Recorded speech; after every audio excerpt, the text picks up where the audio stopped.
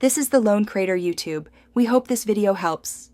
You start by confirming your Ftz Ii serial, current firmware version, and a stable USB connection. Plug the device directly into a USB 3.0 port and power it on. Open the official updater on your computer and select the Ftz Ii from the device list. Once done, choose the provided firmware package labeled Only Way and click Verify to check file integrity. Wait for the verification to finish before proceeding. This prevents interruptions mid-flash and reduces the chance of a brick. Begin the flash by entering bootloader mode. Follow the device prompt to hold the mode button while restarting. The updater will show a progress bar and log entries. Monitor both. If prompted, allow driver installation and grant elevated privileges.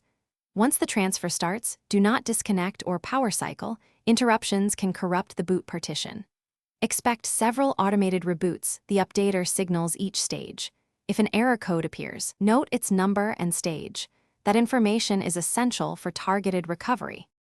When the updater reaches 100%, wait for the final verification and the device to present update complete.